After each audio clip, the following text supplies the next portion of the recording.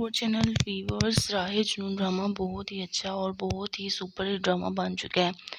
Next سین میں آپ لوگ یہ دیکھنے جا رہے ہیں کہ شبریز مہر کو اپنی محبت کا یقین دلوا کر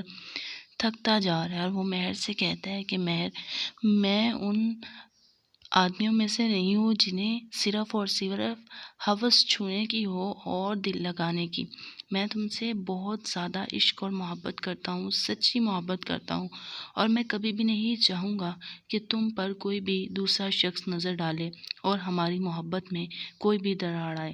یہ بات سنتے ہی مہر کہتی ہے کہ اب یہ ساری باتیں مجھے تمہاری فضول اور بے بنیاد لگتی ہیں۔ تم نے میرے ساتھ جو کیا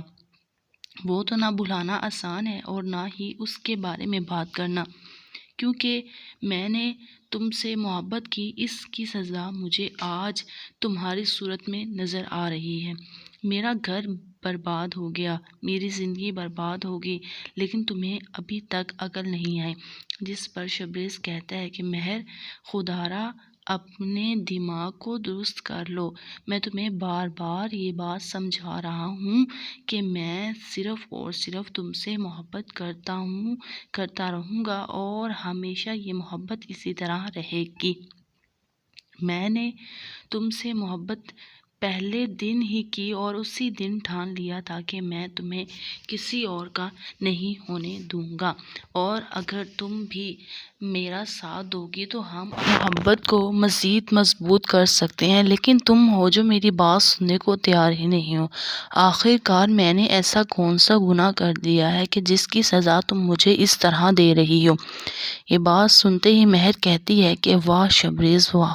بہت اچھے کہنے کہ ابھی تم نے کچھ کیا ہی نہیں ہے۔ جس پر شبریز مہر کو دبوچتے ہوئے کہتا ہے کہ مہر، میری بات غور سے سنو، اگر ابھی بھی تمہیں میری محبت پر یقین نہ آئے تو میں کچھ بھی نہیں کر سکتا، لیکن میں اپنی سانس کی آخری حد تک تم سے محبت کروں گا اور تمہیں یہ یقین دلاؤں گا کہ میں صرف اور صرف تم سے ہی عشق کرتا ہوں۔ جبکہ مہر کہتی ہے کہ اب تمہاری ان باتوں کا کوئی فائدہ نہیں ہے، تم جو مرضی کر لو، میرے دل میں تم وہ جگہ یا مقام نہیں بنا سکتے۔ جس پر شبریز کہتا ہے کہ تم آج سے میری ذمہ داری ہو اور تم میری ذمہ داری سے ہٹ نہیں سکتی۔ میں اس گھر میں تمہیں پوری عزت کے ساتھ لے کر آیا ہوں۔ اس گھر میں اگر کوئی بھی فرد تمہیں کچھ بھی کہتا ہے تو تم نے مجھے حکم کرنا ہے، میں ان سب کو ایک ایک کر نپٹ لوں گا۔ جس پر مہر کہتی ہے ہاں، تمہیں یہ سب کام کرنے تو بہت اچھے سے آتے ہیں، کیونکہ تم نے یہ کام بہت ہی اچھے سے سیکھے ہیں،